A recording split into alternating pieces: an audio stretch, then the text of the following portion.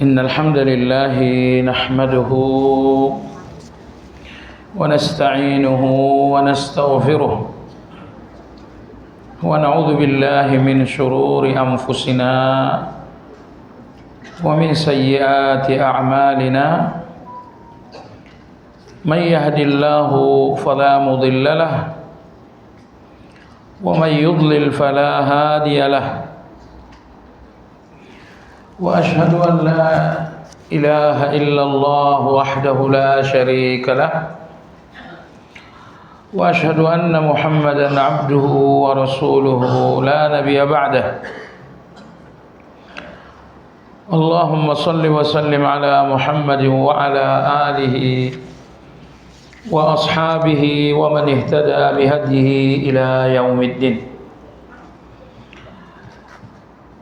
يا أيها الذين آمنوا اتقوا الله حق تقاته ولا تموتن إلا وأنتم مسلمون. Kaum muslimin wal muslimat rahimakumullah. Kajian kitab Madarijus Salikin pagi hari ini insyaallah memasuki pembahasan yang baru di buku pada halaman 469.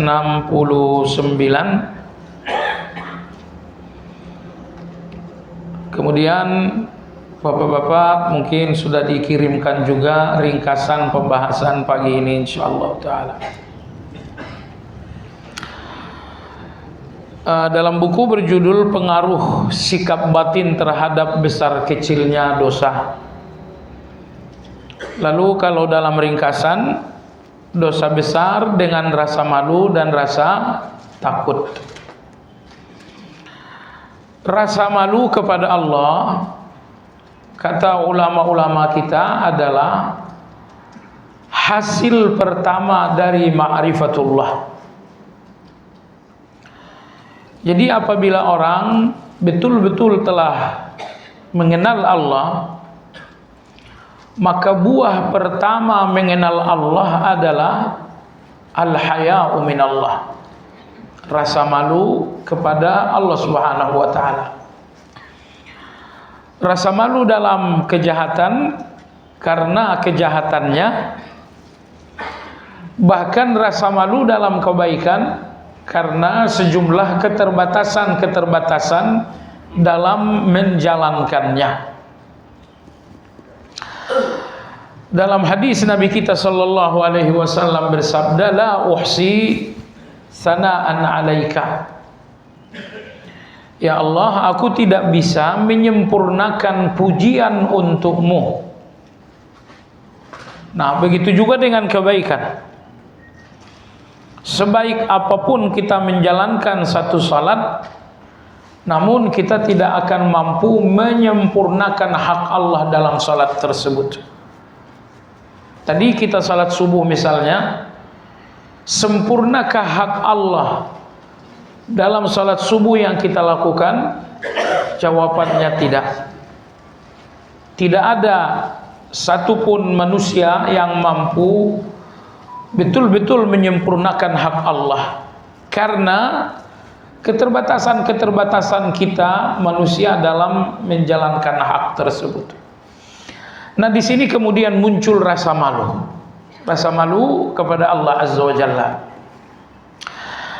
Rasa malu ini penyebabnya ada dua, seperti Anda selalu ucapkan dalam Sayyidul Istighfar. Rasa malu pertama penyebabnya abu'u laka bi ni'matika alayya. Lalu penyebab kedua rasa malu adalah wa abu'u bi dzambi. Ya Allah, aku mengakui dan menyadari semua dosa-dosaku, dan aku pun mengakui dan menyadari semua kebaikan-kebaikan-Mu.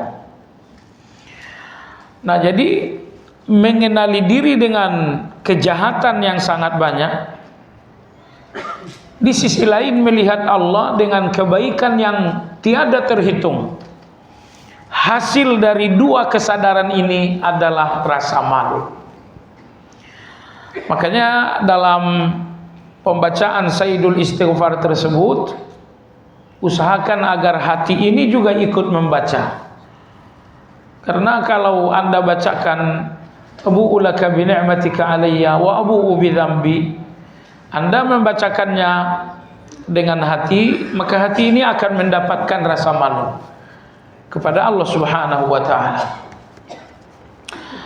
Lalu nomor 2 adalah rasa takut. Rasa takut kepada Allah memiliki beberapa variasi dalam Al-Quran. Kadang-kadang Al-Quran menyebutkan rasa takut kepada Allah itu dengan bahasa khauf.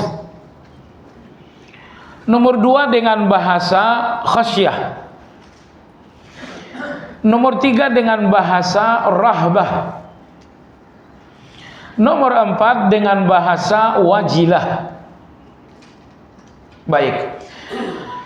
Adapun rasa takut khauf, rasa takut kepada Allah Subhanahu wa taala karena yakin dan sadarnya kita tentang kejahatan dan dosa-dosa. Saya kira tidak ada manusia yang tidak berdosa. Maka sadar Anda dengan terhadap dosa ini kemudian membuat Anda takut. Ini dinamakan rasa takut khauf. Nah, dosa dan neraka ini berhubungan erat. Tidak ada pintu bagi siapapun ke neraka kecuali dosa-dosa tersebut. Maka semakin Anda menyadari dosa-dosa, artinya semakin Anda melihat neraka di depan mata. Dan tugas Anda sepanjang hayat berjuang mati-matian untuk menutup pintu neraka itu. Lalu manusia ada 2 macam. Ada yang berhasil menutup pintu neraka tersebut, tapi rata-rata gagal menutup pintu neraka itu. Nah, semakin Anda menyadari dosa-dosa, artinya semakin Anda melihat peluang Anda ke neraka, hasilnya adalah rasa takut yang bernama khauf. Rasa takut yang kedua kepada Allah adalah rasa takut khasyah, yaitu rasa takut yang disebabkan karena Anda melihat kemampuan Allah yang sangat sempurna untuk melakukan apa saja terhadap Anda. Sebab begini, misalnya pun saya salah, tapi di hadapan seseorang yang tidak bisa menghukum, saya nggak ada rasa takut. Misalnya Anda salah kepada seorang anak kecil, itu salah yang tidak membuat Anda takut. Anda sadar Anda salah, tapi terhadap seseorang yang nggak bisa menghukum Anda. Nah, maka rasa takut yang bernama khasyah, bahwa Anda melihat kemahamampuan Allah menghukum Anda dengan segala hukuman yang Allah mau. Tidak ada penghalang bagi Allah untuk menghukum Anda sama sekali. Kemampuannya untuk menghukum Anda dengan berbagai cara sangat sempurna. Kemudian di sisi lain Anda pun melihat kemahabaikan Allah itu. Nah, dari sini muncullah rasa khauf, rasa takut yang bernama khasyah. Jadi kalau rasa takut khauf sebabnya adalah diri Anda yang penuh dosa. Kalau rasa takut khauf sebabnya adalah Allah yang penuh kemampuan untuk menghukum. Rasa takut yang ketiga adalah rasa takut wajilah. Wajilat qulubuhum. Yang dimaksud dengan wajilah adalah rasa takut dalam bentuk hati yang bergetar, dalam bentuk hati yang deg-degan kalau bahasa kita. Pokoknya begitu Anda ingat dosa, langsung hati ini kemudian rasa takut, deg-degan hati ini. Ini dinamakan dengan wajilah. Dalam surat Al-Anfal Allah berfirman tentang orang-orang yang bertakwa, "Idza dzukirallahu wajilat qulubuhum." Apabila disebutkan nama Allah di hadapan mereka, hati mereka langsung merespon nama Allah itu dengan wajilah. Hati mereka langsung merespon nama Allah itu dengan gemetar. Dengan gemetar hati. Kenapa? Karena hati itu melihat hubungan antara kita dengan Allah yang tidak sepenuhnya baik. Kalau Allah dengan kita sangat baik, tapi kitanya dengan Allah tidak sepenuhnya baik. Kemudian rasa takut yang terakhir adalah rahbah. Rahbah ini misalnya Allah berfirman, "Wa iyaya farhabun." Dan hanya kepada akulah kalian rahbah alias takut. Rasa takut rahbah adalah rasa takut di mana Anda berusaha berlari dari ketakutan itu menuju kepada yang memberikan keamanan. Jadi Anda takut dosa, Anda takut neraka, Anda takut azab. Ketika takut-takut itu membuat Anda berlari menuju yang menjadi keamanan dan perlindungan, yaitu Allah Subhanahu wa ta'ala. Nah, takut yang membuat Anda berlari dari bahaya menuju tempat yang terlindungi, ini dinamakan dengan rahbah. Jadi betapapun Anda takut dosa, neraka, namun tidak ada keamanan dan perlindungan bagi Anda kecuali Allah Subhanahu wa ta'ala. Maka Anda takut terhadap dosa hingga Anda berlari menuju Allah, minta perlindungan dari Allah, itu dinamakan dengan rahbah. Jadi inilah 4 rasa takut dalam Al-Quran: khauf, khasyah, wajilah, dan rahbah. Nah, di sini penulis Imam Ibnu Qayyim rahimahullah ingin mengajak kita berbicara betapa ibadah-ibadah hati itu punya pengaruh yang sangat besar terhadap dosa besar. Dosa besar ini sangat terpengaruh, bahkan dosa besarnya hilang menjadi dosa kecil disebabkan karena ibadah hati. Rasa malu kepada Allah adalah ibadah hati. Rasa takut kepada Allah dengan 4 variasi tadi, ini pun ibadah hati.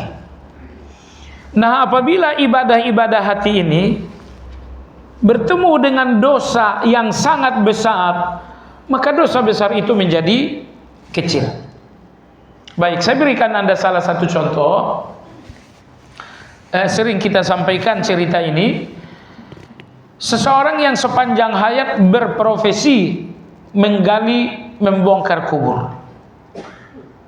Dibongkar, kafannya diambil, dibersihkan, lalu dijual lagi. Ini bukan profesi selama 3 hari, tetapi ini pekerjaan selama seumur hidup. Tentu ini dosa yang sangat besar. Kezaliman terhadap jenazah, kezaliman terhadap keluarganya, kezaliman kepada Allah, dan kezaliman terhadap diri sendiri. Dan kezaliman ini berlangsung sampai akhir hayat. Tetapi di akhir hayat dia wasiatkan kepada seluruh ahli waris untuk membakar jenazahnya karena rasa takut kepada Allah Subhanahu wa ta'ala.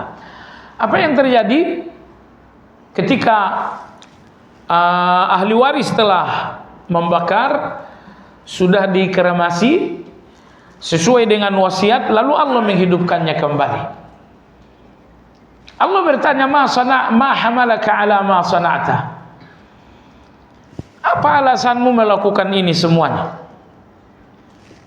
Lalu laki-laki penjahat itu mengatakan, khasyatuka. Satu-satunya alasan melakukan ini, aku takut denganmu. Allah Subhanahu wa ta'ala betul-betul melihat ketakutan itu dalam hati laki-laki tersebut, sehingga Allah mengatakan, qad ghafartu lak. Kalau begitu dosamu aku hapus. Jadi coba perhatikan jamaah sekalian, betapapun dosa laki-laki ini dosa yang sangat besar, tapi Allah menghapusnya. Tidak sekedar dosa besar itu turun menjadi dosa kecil, tapi bahkan dosa besar itu dihapus oleh Allah. Anda lihat, Allah tidak menghapus dosa besar itu dengan taubat. Allah tidak menghapus dosa besar itu dengan istighfar.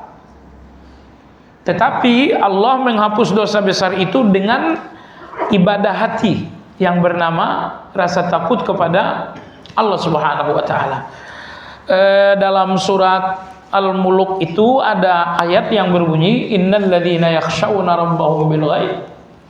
Orang-orang yang takut kepada Allah bil ghaib, padahal mereka tidak melihat Allah, lahum maghfiratu wa ajrun kabir. Bagi mereka ada ampunan. Ayat ini renungkan baik-baik. Takut Anda kepada Allah, lahum maghfirah, menghasilkan ampunan. Sehingga dosa besar menjadi kecil atau bahkan bisa menjadi hilang. Ini rahasia ini dibongkar oleh Imam Ibnu Qayyim dan indah sekali. Baik, kata Imam Ibnu Qayyim, dosa besar dengan rasa takut dan rasa malu membuatnya menjadi dosa kecil. Dan dosa kecil dengan rasa berani dan tidak peduli dan meremehkan membuatnya menjadi dosa besar. Jadi perhatikan betapa sangat besar pengaruh hati terhadap dosa-dosa.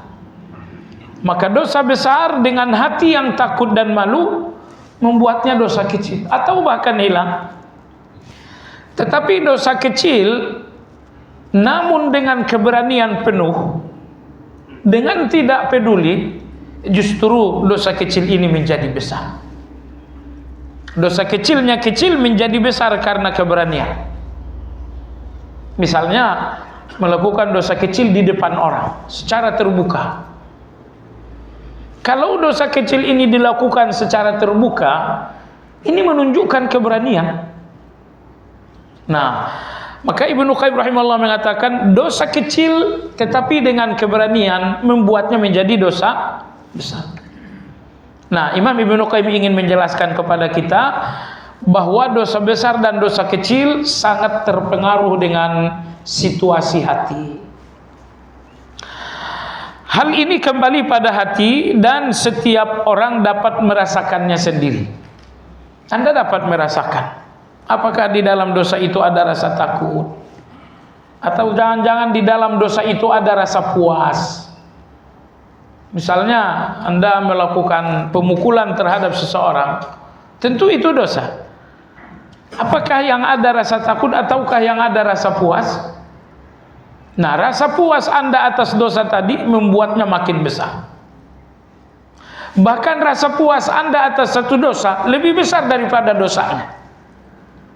Rasa puas Anda atas satu dosa ini lebih besar daripada dosanya. Nah, Imam Ibnu Qayyim mengatakan setiap orang mengenali hati sendiri-sendiri. Apakah dosa ini dalam hati Anda menjadi ketakutan?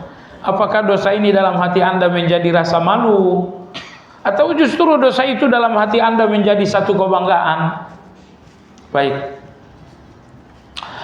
Juga akan diberikan ampunan kepada pelaku dosa besar dikarenakan mencintai Allah serta sungguh-sungguh dalam berbuat kebaikan. Dosa-dosa besar Anda, tetapi bahwa Anda mencintai Allah Azza wa Jalla, ini bahkan bisa mengakibatkan dosa besar itu dihapus oleh Allah Subhanahu wa taala. Nah, saya berikan Anda dua hadis dalam hal ini. Yang pertama, cerita yang sering sekali kita sampaikan, karena cerita ini memang sangat inspiratif sekali. Pelacur lalu memberikan sedekah kepada seekor anjing. Ini dosa sangat besar sekali. Bukan sekedar zina sekali dua kali, tapi bahwa dia seorang pelacur, ini berarti zina dalam waktu yang sangat lama. Tapi qadarullah ketika ia menemukan anjing yang hampir tewas karena kehausan, dia ambil air dan Allah membuka hatinya untuk sesuatu, yaitu untuk cinta. Wanita ini dalam penjelasan ulama mengatakan, akan kuberikan minum kepada anjing ini sebagai cintaku kepada Allah. Ingat jamaah sekalian, kebaikan adalah cara kita mencintai Allah. Ya, misalnya salat ini cara aku mencintai Allah. Zikir cara aku mencintai Allah.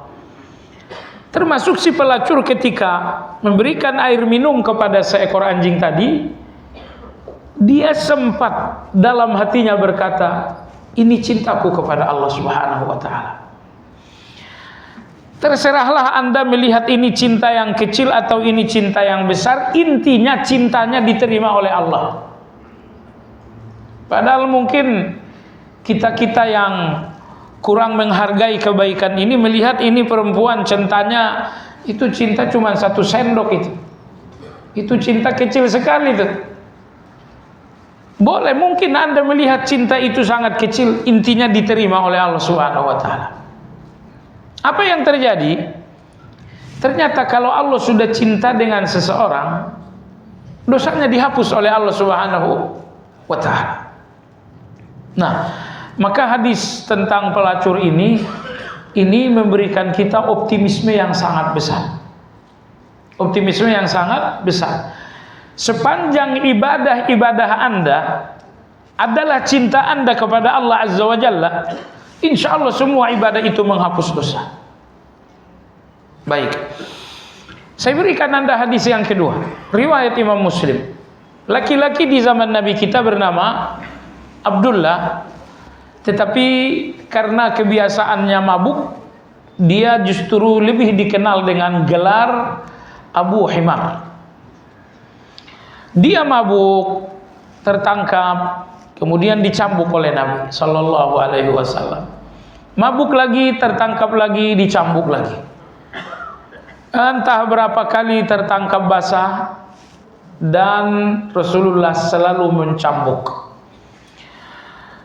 Dalam satu kesempatan beliau dicambuk, terdengarlah seseorang berkata, la'anahullah, ma aktsara ma yu'ta bihi Rasulullah. Semoga laki-laki ini terlaknat. Kok tidak ada rasa malunya? Berkali-kali dicambuk enggak juga sadar. Lalu Nabi kita bersabda, la tal'anuhu fama alimtu minhu illa annahu yuhibbullah wa rasulah. Kata Nabi sallallahu alaihi wasallam, jangan berlebihan hingga kalian melaknatnya, karena aku tidak tahu tentang laki-laki ini kecuali dia masih mencintai Allah dan Rasulnya. Jadi perhatikan bagaimana Nabi kita sallallahu alaihi wasallam melarang para sahabat mengutuk laki-laki tadi, karena dalam hatinya masih ada cinta kepada Allah Subhanahu wa taala. Baik, maka di sini Imam Ibnu Qayyim mengatakan bahwa terkadang Allah berikan ampunan bukan karena seseorang bertaubat, bukan karena seseorang beristighfar, tapi karena dia memiliki cinta kepada Allah yang ternyata diterima oleh Allah Subhanahu wa taala. Imam Ibnu Qayyim berkata, aku mendengar Syekhul Islam Ibnu Taimiyah rahimahullahu taala berkata, ini analisa yang sangat cerdas dari Imam Ibnu Taimiyah. Beliau berkata, Nabi Musa alaihi salam membuang papan Taurat. Ini kasus kesalahan beliau yang pertama. Menyeret jenggot Nabi Musa. Ini kasus yang kedua. Kemudian memukul mata malaikat maut sehingga satu mata malaikat maut itu menjadi buta. Lalu kemudian berikutnya beliau pun terus menerus meminta agar Nabi protes terhadap Allah atas salat yang berjumlah 50 pada malam Isra Mi'raj. Ini 5 sikap Nabi Musa. Yang pertama apa tadi? Membanting papan Taurat sampai pecah. Anda tahu jemaah sekalian, Taurat ini tidak diturunkan oleh Allah dalam bentuk hafalan, tapi diturunkan oleh Allah dalam bentuk tulisan di sebuah papan. Diberikan kepada Nabi Musa. Entah berapa lembar, ya kita juga nggak pernah lihat. Intinya Taurat itu diturunkan dalam bentuk salinan di sebuah papan. Nah, kalau kita umat yang benar-benar istimewa, Allah turunkan kitab yang paling mulia ini melalui hafalan. Baik jamaah sekalian yang saya hormati, ini terjadi ketika Nabi Musa alaihissalam kembali dari munajat. Beliau pergi munajat dengan 40 orang sahabat terbaik dari kalangan Bani Israel. Sekembalinya munajat bersama 40 orang terbaik, ternyata Bani Israel ini telah melakukan penyembahan kepada patung sapi. Nabi Musa alaihissalam marah. Sebetulnya dalam perjalanan pulang Allah telah mengatakan, wahai Musa, umat telah menyembah patung sapi. Tapi Nabi Musa saat itu santai saja. Tidak ada reaksi marah saat dikabarkan Allah bahwa umat sudah menyembah sapi. Tapi begitu melihat dengan mata kepala, Nabi Musa bahkan tidak mampu mengendalikan diri. Taurat dibanting sampai pecah. Kemudian dia memanggil abangnya Nabi Harun, ditarik jenggotnya dengan kencang. Ya, wa alqal alwah wa akhadha bi ra'si akhihi yajurru ilaih. Jadi lembaran Taurat tadi dibanting sampai pecah, dia menangkap kepala abangnya Harun dan menarik jenggotnya sekencang mungkin. Nabi kita bersabda, laisa al-khabaru bil mu'ayanah. Berita itu berbeda dengan melihat langsung. Itulah komentar Nabi kita saat membacakan ayat tadi. Ayat di mana Nabi Musa membanting Taurat lalu menyeret jenggot Nabi Harun. Reaksi marah yang sangat luar biasa. Apa salahnya Taurat ini dibanting, wahai Musa? Apa salahnya Harun? Orang-orang ini kok yang menyembah patung sapi? Tapi reaksi emosi yang luar biasa tidak bisa dikendalikan oleh Nabi Musa. Nah, ini dua kasus. Pertama, Taurat dibanting sampai pecah. Nomor dua, janggut Nabi Harun itu ditarik sekencang-kencangnya oleh Nabi Musa alaihissalam. Lalu kemudian kesalahan beliau nomor tiga, ketika beliau memukul mata malaikat maut. Ini hadis sahih. Ketika saatnya Musa akan wafat, datanglah malaikat maut. Malaikat maut bahasanya juga sangat berlebihan. Beliau mengatakan, ya Musa irji' ila rabbik. Wahai Musa, sekarang juga kembalilah kepada Allah. Jadi tidak ada jeda waktu gitu. Akhirnya dibukul oleh Nabi Musa sampai sebelah mata malaikat maut ini menjadi buta. Tidak bisa melihat. Pulanglah malaikat maut kepada Allah. Beliau mengatakan, ya Allah, engkau utus aku kepada seorang hamba yang tidak menginginkan kematian. Allah mengatakan, wahai malaikat maut, kenapa tidak bersiasat? Siasatnya seperti apa? Allah mengatakan, suruh Nabi Musa meletakkan tangannya di tubuh seekor sapi. Lalu katakan kepada Musa, wahai Musa, ada dua pilihan. Pilihan pertama, kamu hidup sesuai jumlah bulu sapi di bawah tanganmu. Kalau di bawah tanganmu misalnya ada 200.000 bulu sapi, kau akan diberi usia 200.000 tahun. Pilihan yang kedua, mati sekarang. Nah, akhirnya Allah memperbaiki matanya, dan Allah tentu nggak butuh waktu itu untuk memperbaiki mata malaikat maut. Lalu dia turun lagi ketemu dengan Musa.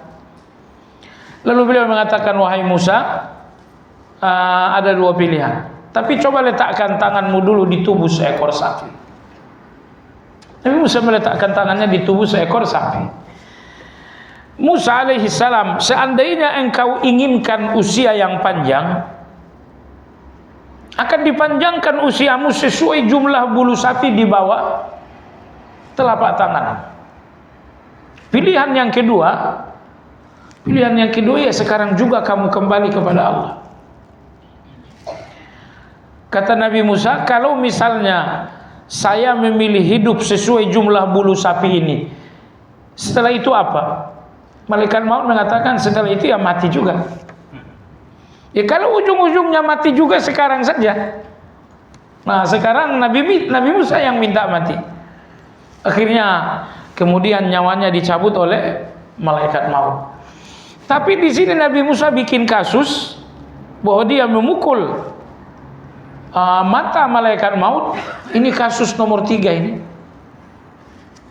Kasus Nabi Musa alaihissalam nomor 4, kata Imam Ibn Taimiyah, ketika Allah telah membebankan 50 salat kepada Nabi kita agar disampaikan kepada umat, lalu Nabi kita bertemu dengan Musa alaihissalam. Musa mengatakan, kamu dapat salat berapa kali Muhammad?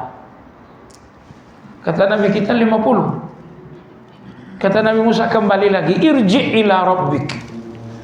Kembalilah kepada Tuhanmu, kepada Rabbmu, minta supaya dikurang. Akhirnya dikurangi 5 waktu menjadi 45. Turunlah Nabi kita sallallahu alaihi wasallam dan bertemu lagi dengan Nabi Musa. Sekarang sudah berapa? Kata Nabi kita 45. Kata Nabi Musa, balik lagi. Minta dikurangi lagi, umatmu gak bakal bisa. Bolak-balik sampai akhirnya 5. Apa yang dilakukan Nabi Musa ini kan tidak sesuai dengan konsep ridho. Mestinya kalau Allah membebankan 50 waktu, ya ridho saja kan gitu kan. Tapi Nabi Musa ini seolah memberikan celah kepada Nabi kita, jangan ridho dengan 50 waktu, minta dikurang sampai akhirnya menjadi 5 waktu. Jadi inilah 4 kasus Nabi Musa alaihi salam. Apa kata Imam Ibn Taimiyah rahimahullahu ta'ala? Kata beliau, namun Allah menanggung kesalahan-kesalahan tersebut. Allah tetap mencintai dan memuliakannya karena perjuangan beliau menegakkan tauhid di hadapan penguasa yang kejam, serta kesungguhan beliau mendamaikan suku Kibti dan Bani Israel, sehingga kesalahan-kesalahan tersebut hanya bagikan satu lembar rambut di tengah lautan. Jadi Allah menghargai perjuangan Nabi Musa. Perjuangannya berhadapan dengan raja yang sangat kejam. Dalam sejarah tidak ada raja sekejam Firaun. Anak baru lahir langsung dipotong, lalu disembelih. Namun Nabi Musa alaihissalam, meski dengan rasa takut, beliau menyampaikan tauhid di depan penguasa yang kejam ini. Lalu kemudian suku Kibti dan Bani Israel yang sepanjang masa berselisih, bersengketa, tawuran, Nabi Musa alaihissalam bersungguh-sungguh mendamaikan itu. Nah, Syekhul Islam Ibn Taimiyah rahimahullah mengatakan, 4 kesalahan Nabi Musa tadi hanya seperti selembar rambut di tengah lautan kebaikan Nabi Musa yang sangat luar biasa. Ini jamaah sekalian memberikan kita pelajaran penting betapa Allah sangat menghargai kebaikan hamba-hambanya. Betapa Allah sangat menghargai kebaikan hamba-hambanya. Betapa Allah sangat menghargai perjuangan Nabi Musa, sehingga kesalahan dan kasus-kasus Nabi Musa tadi diabaikan oleh Allah Azza wa Jalla. Allah menanggung kesalahan itu, tidak menghukumkannya kepada Musa, karena Allah sangat menghargai perjuangan Nabi Musa.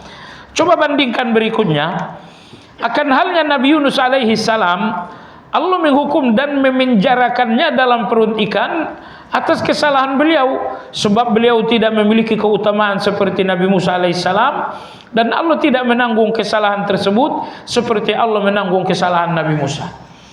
Kalau Anda bandingkan, kesalahan Nabi Yunus itu sangat kecil dibandingkan kesalahan Nabi Musa.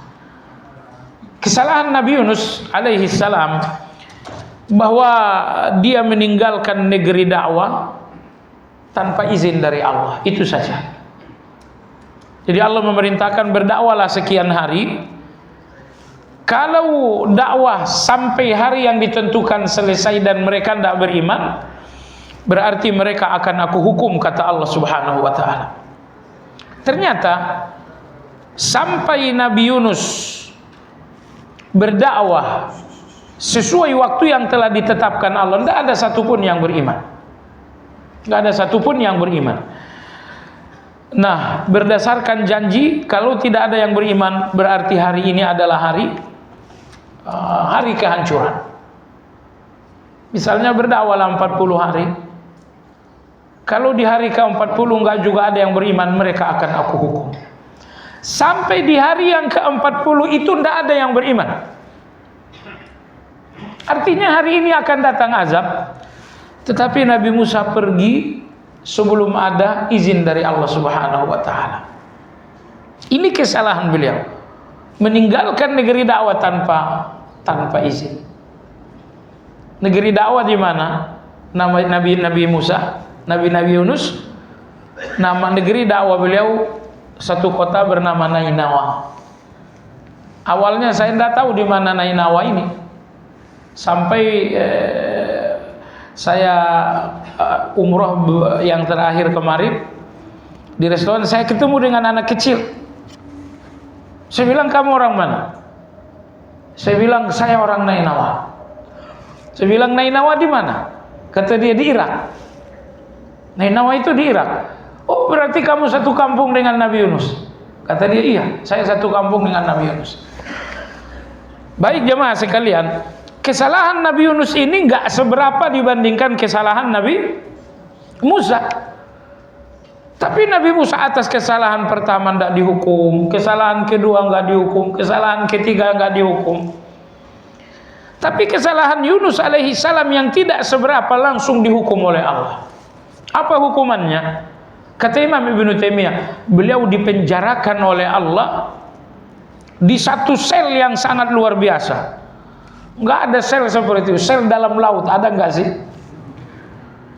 Allah penjarakan Nabi Musa dalam satu penjara, dalam satu sel di dalam laut, yaitu di dalam perut ikan. Nah, Imam Ibnu Taimiyah mengatakan, kenapa kesalahan Musa yang lebih parah tidak ada hukuman, dan kesalahan Yunus yang sangat ringan justru dihukum oleh Allah Azza wa Jalla? Jawabannya, kata Imam Ibnu Taimiyah, Allah menanggung kesalahan orang-orang yang memang Allah cintai. Dan Allah akan menghukum kesalahan orang-orang yang cinta Allah kepada mereka kecil. Cinta Allah kepada Yunus lebih sedikit daripada cinta Allah kepada Nabi. Karena Nabi Musa alaihissalam satu dari 5 nabi yang kita namai dengan ulul azmi. Syara'a lakum minad dini ma wassa bihi Nuha walladzi awhayna ilaik wa ma wassayna bihi Ibrahim wa Musa wa Isa. Ini 5 nabi-nabi ulul azmi. Salahnya ulul azmi dan salahnya Yunus disikapi oleh Allah berbeda. Salahnya ulul azmi ini ditanggung oleh Allah, tidak ada hukuman. Tapi salahnya nabi non ulul azmi ini ternyata langsung dihukum oleh Allah Azza wa Jalla. Qadarullah ini difahami keliru oleh tasawuf falsafi itu. Mereka mengatakan wali-wali itu kalau sudah salah tidak sama dengan salahnya kita. Kalau anda salah, anda akan langsung dihukum. Tapi kalau wali-wali ini tidak dihukum. Makanya kalaupun orang yang mereka anggap wali itu bersalah, itu diabaikan saja. Mereka salah faham terhadap penjelasan seperti yang disampaikan oleh Imam Ibnu Taimiyah, bahwa Allah menanggung kesalahan orang-orang yang ia cintai, saat yang sama Allah tidak menanggung salah orang-orang yang dicintai oleh Allah dengan cinta yang rendah. Baik jemaah sekalian, dan karena ini pula kelak dosa-dosa yang ringan akan dihapus karena timbangan kebaikan yang lebih berat. Dosa-dosa ringan anda, dosa-dosa kecil anda, ini akan dihapus oleh Allah karena ada kebaikan-kebaikan yang lebih berat. Kelak ahli tauhid akan mendapatkan ampunan berbeda dengan ahli syirik, karena ia telah menjalankan sesuatu yang sangat dicintai Allah. Nah, kenapa 2 kali dalam Al-Quran Allah tegaskan tidak ada ampun untuk pelaku syirik? Innallaha la yaghfiru an yushraka bihi wa yaghfiru ma duna dzalika liman yasha wa man yusyrik billahi faqad iftara itsman 'azima. Innallaha la yaghfiru an yushraka bihi wa yaghfiru ma duna dzalika liman yasha wa may yusyrik billahi faqad dhalla dhalalan ba'ida. Dua kali Allah tegaskan tidak ada ampun untuk syirik. Tetapi terhadap orang-orang yang bertauhid, siapa yang meninggal dan membawa la ilaha illallah, adkhalahullahu jannah, pasti masuk surga. Kenapa demikian? Karena tauhid yang Anda miliki itu dicintai oleh Allah. Makanya betapapun ahli tauhid ini memiliki dosa, dosa itu tidak akan mengalahkan cinta Allah kepada mereka. Mereka akan dihukum di neraka, tapi pada akhirnya mereka dikeluarkan dan masuk ke dalam surga. Yang artinya, betapapun Allah benci dan menghukum mereka, tapi pada akhirnya cinta Allah mengalahkan hukuman sampai akhirnya masuk ke dalam neraka, dimasuk dalam surga. Ada apa ini? Sekali lagi, kalau dalam diri seseorang ada sesuatu yang dicintai oleh Allah Azza wa Jalla, maka dosa-dosanya akan terkurangi dengan hal itu. Namun tidak berarti ahli tauhid tidak memasuki neraka sama sekali, sebab di antara mereka ada yang memasukinya namun pada akhirnya akan diampuni oleh Allah Azza wa Jalla. Perlu diingatkan, kata Imam Ibnu Taimiyah, bahwa ini penting, sinar benderang tauhid pasti mengalahkan debu-debu dosa. Jadi betapapun Anda memiliki debu-debu dosa, kalau tauhid Anda bersinar, sinar tauhid ini akan menyingkap debu-debu itu. Dan manusia dalam hal ini terdiri dari beberapa tingkatan. Ada yang memiliki sinar tersebut bagaikan matahari, bagaikan bulan, bagaikan bintang, bagaikan lentera yang terang, atau bagaikan lilin yang lemah. Kalau tauhid Anda hanya lilin yang lemah, dikhawatirkan lilin ini akan kalah dengan debu dosa. Selanjutnya Imam Ibnu Taimiyah mengatakan, semakin sempurna sinar matahari tauhid, maka akan terbakar setiap syubhat dan syahwat yang menghampirinya. Ini satu kaidah. Kalau di dalam hati ini sinar tauhid itu seperti matahari, maka syubhat yang menghampiri akan terbakar, syahwat yang mendekati juga akan terbakar. Nah, kalau syahwat tidak terbakar, syubhat juga tidak terbakar, artinya tauhid dalam hati Anda bukan matahari yang bersinar terang. Ini berarti tauhid dalam hati Anda hanya lentera yang sangat lemah, sehingga tidak mampu membakar syubhat dan syahwat tadi. Demikianlah Imam Ibnu Taimiyah rahimahullah memberikan penjelasan dengan berfalsafah.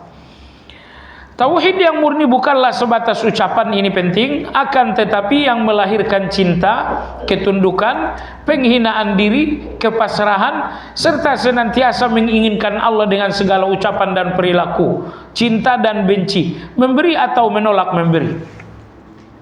Jadi tauhid itu bukan sekedar mengucapkan la ilaha illallah, itu cuman ikrar. Hakikat tauhid itu bukan mulut yang mengucapkan la ilaha illallah, bukan lisan yang berikrar la ilaha illallah, tetapi hakikatnya tauhid ada di dalam hati. Apa itu? Pertama adalah cinta, yang kedua adalah tunduk kepada Allah, yang ketiga adalah penghinaan diri, yang keempat adalah kepasrahan kepada Allah Subhanahu wa taala. Nomor 5 ini penting, senantiasa menginginkan Allah dengan segala ucapan dan perilaku, cinta dan benci, memberi atau menolak memberi. Ketika Anda mencintai dan membenci, ini untuk apa? Misalnya Anda cinta seseorang atau Anda benci seseorang.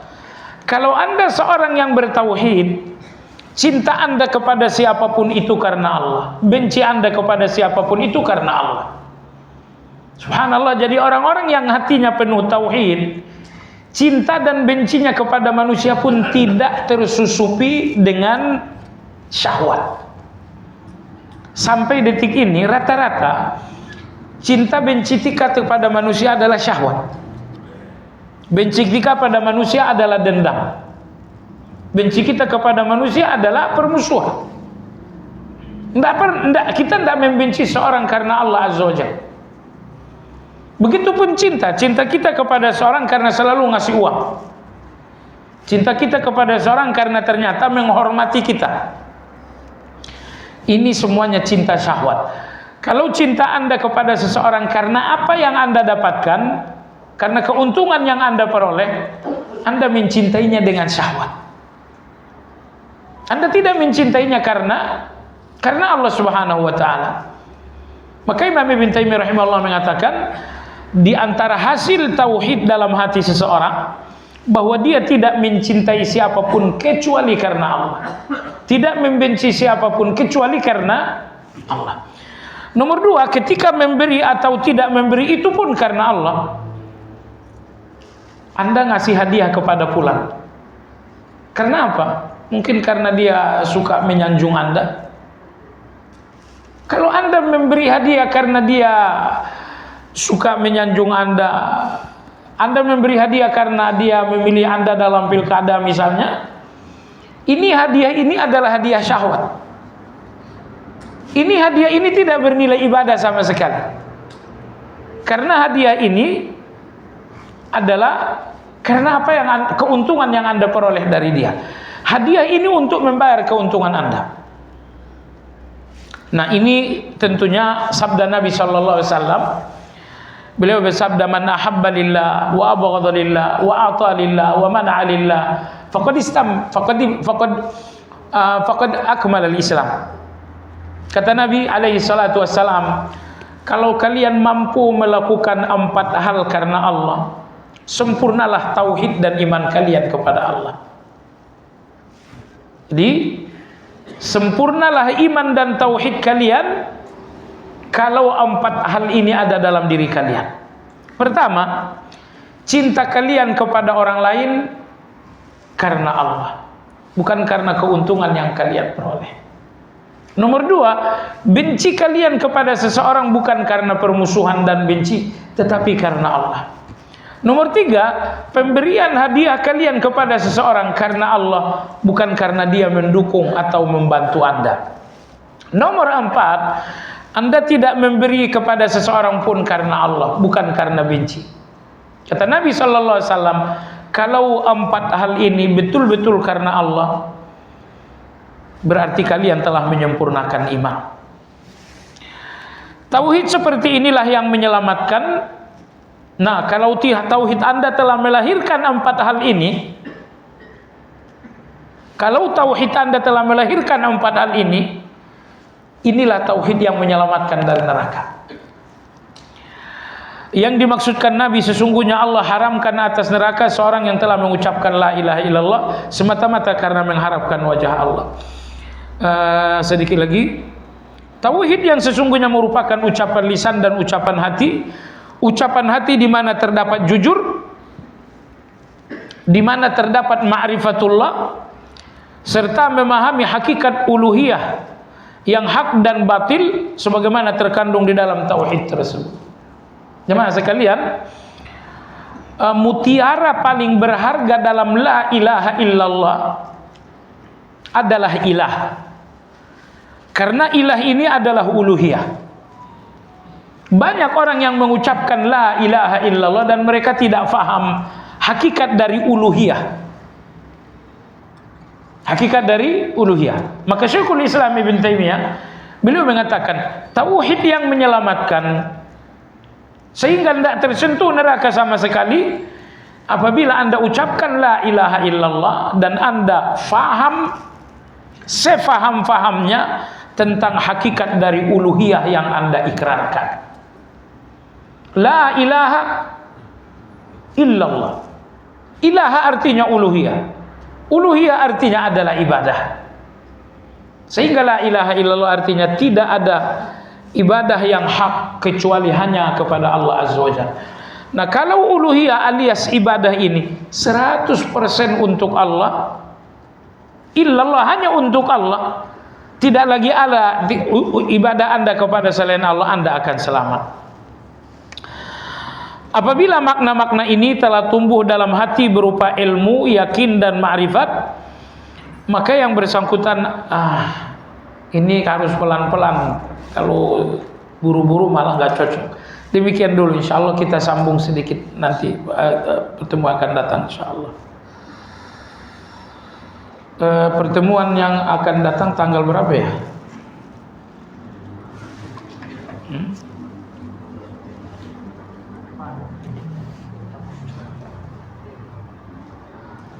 Minggu depan?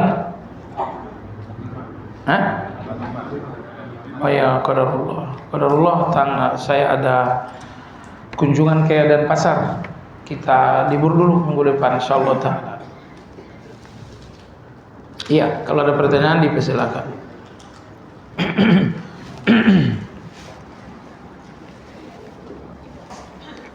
Waktu itu kita berikan jawaban dalam mazhab Ahmad, dan mazhab itu sekaligus mazhab Imam Abu Hanifah juga, bahwa dalam badal umrah hanya disyaratkan satu, yaitu izin dari yang dibadalkan.